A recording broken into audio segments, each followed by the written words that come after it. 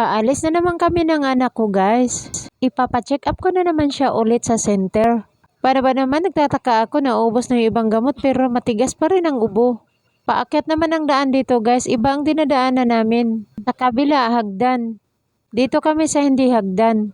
Doon sa kabila, pababa pagpaalis kami. Iba namang daan dito, pataas naman to pagpaalis. Ayan ang baba pagpauwi. Pagpauwi naman ay pababa.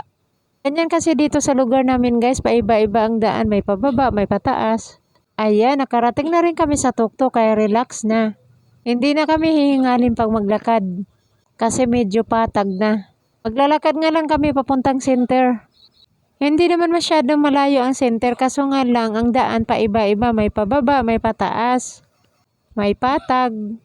At ayan na guys, malapit na kami sa center. Paikot naman dito ang daan. Okay dito, hindi siya maputik. Sigsag naman ang daan. Sana naman maabutan pa namin ang doktor. Medyo tinanghali kasi kami. Nag-aalala na kasi ako sa ubo niya guys. Ang tigas ng ubo niya. Ang dami-dami ng gamot na nainom niya. Sana naman mahiyang na ulit siya sa irereseta sa amin dito sa center na pupuntahan namin. Sa wakas, dito na kami sa center. Mabuti na lang konti ng tao. Siguro nag-uwian na yung iba. Akala ko nga di ma-check up ang anak ko kasi karamihang nakikita ko mga buntis. Iniisip ko baka check up ng buntis lang araw ng Huwebes. Ayan ang center. Libre lang kasi ang check up dito guys. Ang gamot lang bibilhin mo. At ayan na.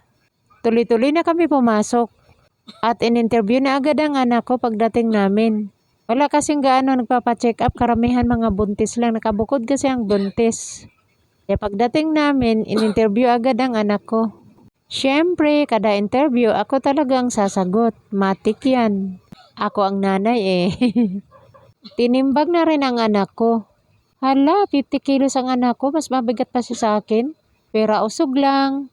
Pagkatapos ng timbang, pumunta na agad siya sa doktor. Chinek up na siya. Sana nga talaga Lord, mahiyang siya sa gamot na irereseta ng doktor. Ayun, ang bait ng doktor. Mabuti na lang dito sa lugar namin, may libre na check-up. Ang mahal kasi ng check-up. At ang sabi ng doktor, pag naubos na ang gamot at ganun pa rin ang ubo niya at matigas, kailangan na niyang ma-x-ray at CBC. Sana Lord, gumaling na siya sa inireseta ng doktor para hindi na siya i-x-ray at saka CBC. Pero kahit hindi pa ubos ang gamot, kailangan daw ipa-x-ray at saka CBC hanggat maaga. Pauwi na kami guys. Nadala-dala ang pag-asa na gumaling ang anak ko sa ubo. Thank you for watching guys. Bye!